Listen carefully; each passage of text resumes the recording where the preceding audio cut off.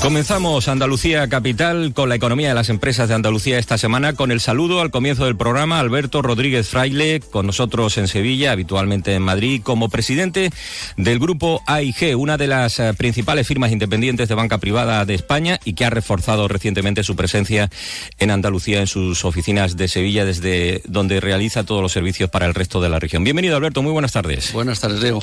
También es un participante activo en el mundo de la empresa, desde luego que inquietud y experiencia no le falta, es miembro del Consejo de Administración de Gestamp, empresa española que cotiza en bolsa dentro del sector de la automoción y ha participado también en otros muchos proyectos empresariales. Y sobre todo nos interesa hoy al comienzo del programa, Alberto, porque conoces bien la región, conoces bien Andalucía, donde estás viniendo ahora con más frecuencia a raíz de esa apertura de la oficina de Sevilla del grupo AIG. Ahora hablaremos también del escenario económico. Antes cuéntanos, ¿qué es el grupo AIG? Bueno, el grupo AIG es un grupo de asesoramiento patrimonial.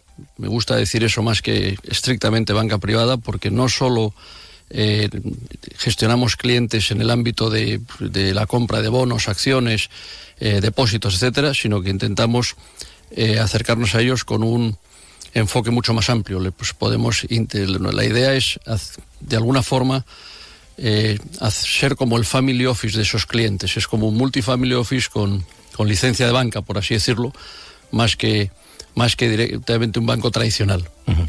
Con Alberto Rodríguez Fraile vamos a chequear, queremos hacerlo hoy desde su punto de vista. Está habitualmente en Madrid, conoce muy de cerca lo que está ocurriendo en nuestra economía. ¿Qué perspectivas ves para este escenario nada fácil que estamos viviendo, Alberto, en este 2023? Y ahora te preguntaremos también por cómo ves Andalucía. Perfecto. Bueno, yo creo que el mundo cada vez está más interrelacionado y es difícil comportarse de una forma radicalmente opuesta a cómo funcionan las cosas en el resto del mundo. El mundo tiene ahora mismo una situación económica que es la que es. Dentro de eso está Europa, dentro de eso está España y dentro de eso está Andalucía.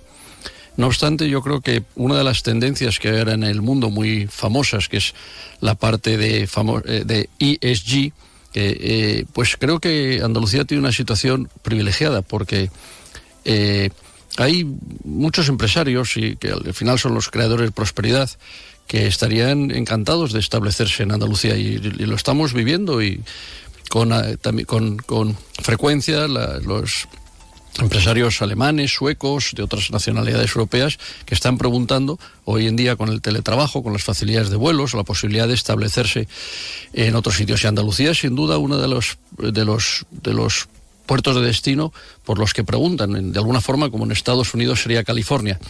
Y en Andalucía, quizá desde dentro no se es muy consciente de la privilegiada situación que se tiene desde el punto de vista climático, pero también desde el punto de vista de la gente, que eso no es algo que sea tan obvio, pero hay otros países que tienen una situación climática también privilegiada, pero la gente pues no es amable o tiene otras características. Entonces Andalucía, la verdad, tiene muchas oportunidades, y yo creo que Andalucía, no voy a decir si se gestiona bien, con tal de que no se gestione mal, tendría un futuro bastante interesante. Uh-huh. ¿Crees, por tanto, Alberto, que se está dando el clima, podríamos decir, necesario, el clima positivo en estos momentos para que esa inversión se fije en nuestro territorio, para que venga, para que se asiente en nuestra tierra? Bueno, yo creo que hay bastantes ejemplos de eso que están ocurriendo al día de hoy. Hay más que ver, por ejemplo, la evolución de Málaga. Es una de las ciudades más pujantes de España y está empezando a tener hasta nombre en Europa, ¿no? Pero a su vez eso siempre es bueno también para las ciudades que están alrededor. Por ejemplo, Sevilla, que también está evolucionando, creo que muy bien. Yo la verdad es que últimamente tengo una hija viviendo por aquí, aparte no solo los temas profesionales, y unas nietas, y lo cierto es que cada vez que vengo es más grato, ¿no? Razón es suficiente, más que suficiente, para que te veamos con más frecuencia, sí, por Andalucía. En cualquier caso, al andaluz y al español en general hay algunas circunstancias que les preocupan. Una de ellas es los tipos de interés que ya vemos como siguen subiendo, sí, y siguen subiendo más de lo previsto. Decía hace unos días la FED que por la solidez del mercado laboral y el repunte de la demanda de los consumidores, esto parece que va a seguir así. ¿Cómo se traduce esa situación y cómo puede repercutir en el bolsillo de los ciudadanos? A ver, yo creo que primero hay que distinguir el corto plazo del medio-largo plazo. O sea, yo creo que la inflación ha estado donde ha estado, quizá también se podría haber gestionado de otra forma, pero lo cierto es que no necesariamente debe estar ahí de hecho se descuenta que no va a estar ahí en el medio largo plazo. Entonces una cosa es que los tipos de interés tengan que repuntar hasta enfriar esa inflación, por así decirlo, y otra cosa es que se vaya a mantener muy altos durante muchísimo tiempo. Dicho eso, yo creo que nosotros vivimos de vivir una anomalía. O sea, los tipos de interés al cero no son necesariamente buenos para la economía, porque entre otras cosas no discriminan las empresas adecuadas de las empresas zombies. En la medida en que la deuda es gratis, casi cualquier empresa puede seguir adelante, porque financiarse es gratis. Pero eso no hace que al final que los recursos vayan a las empresas que verdaderamente son generadoras de valor añadido y por tanto generadoras de riqueza. Entonces, que los tipos de interés estén en un determinado número es mejor que estén a cero. Por cierto, eso también incluye a los estados. Muchos de los ciudadanos, precisamente, que tienen hipotecas, se preguntan si es el momento de aguantar, si son variables o cambiar a hipotecas de tipo fijo, porque ya vemos que los tipos de interés van a seguir subiendo a medio y corto plazo, ¿no? El problema es que la contestación a esa pregunta tiene dos vertientes.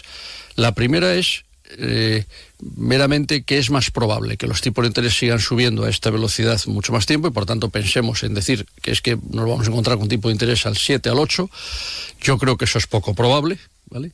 Pero hay otra pregunta también importante, es, oye, ¿cuál es mi tolerancia al riesgo?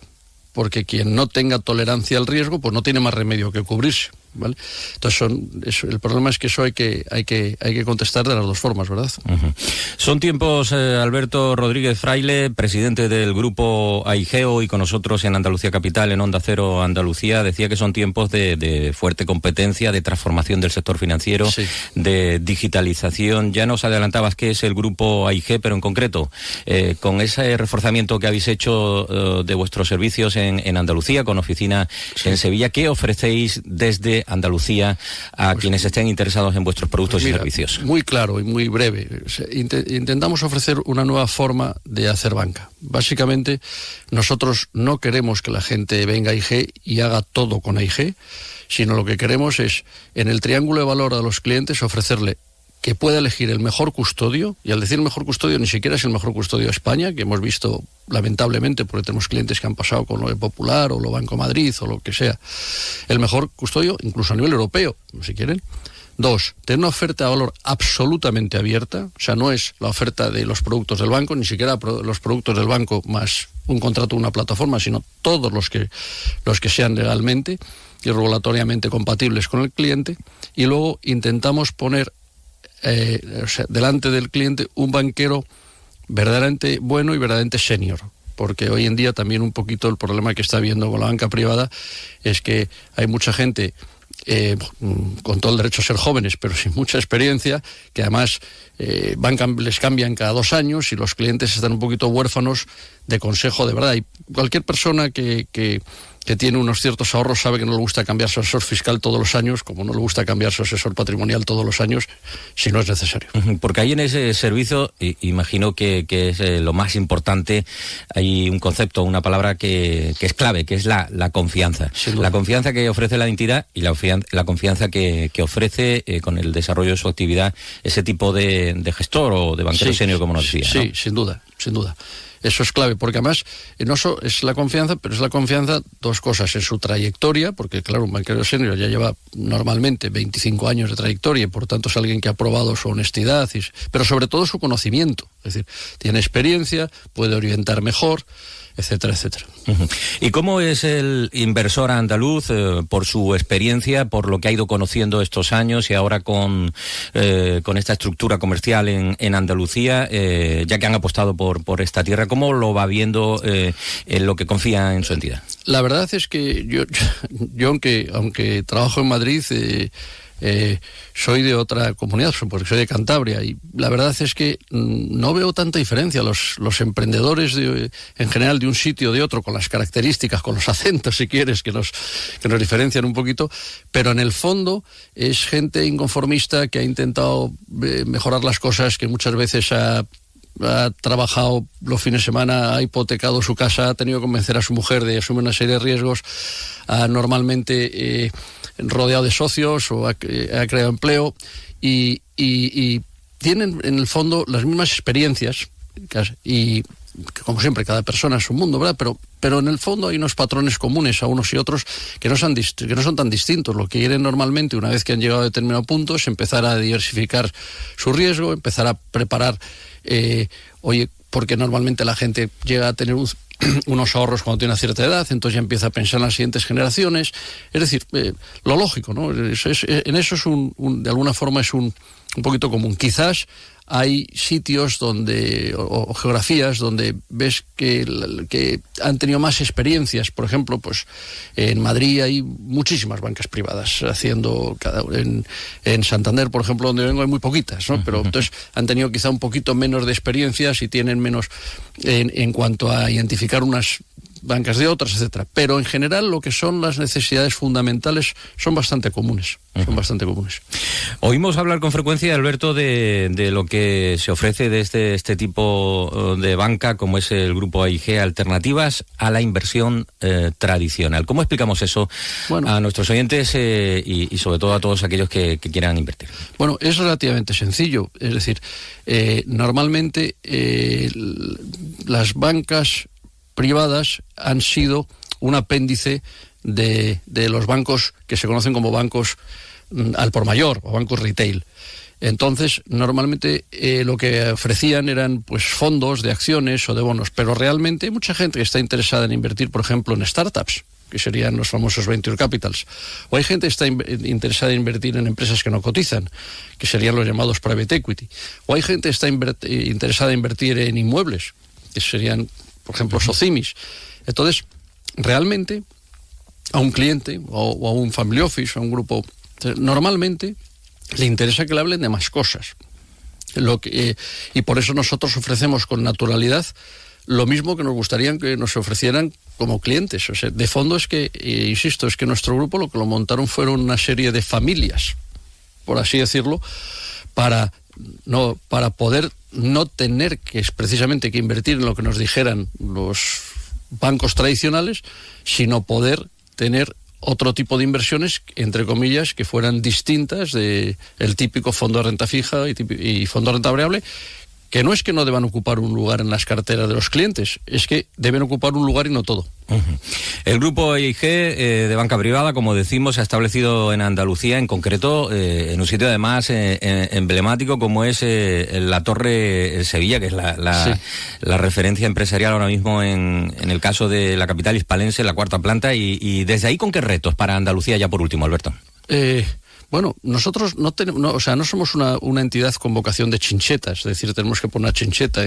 Nosotros somos una entidad con vocación de personas. Si encontramos las personas adecuadas para seguir desarrollándonos, y las personas pueden ser tanto clientes en una determinada zona, y entonces buscaríamos un banquero, como banqueros en una determinada zona, y entonces ellos mismos buscarían los clientes, pues lo haremos con naturalidad, como lo hemos acabado haciendo en Sevilla hasta ahora. Y por cierto, de Sevilla también tenemos un banquero que fundamentalmente trabaja en Málaga, aunque tiene oficinas, tenemos otro que cubre Extremadura. O sea, desde Sevilla también se están, incluso Ceuta y Melilla, o sea, se están también cubriendo otras zonas ya desde aquí, pero nuestro desarrollo siempre ha sido a través de las personas, la verdad.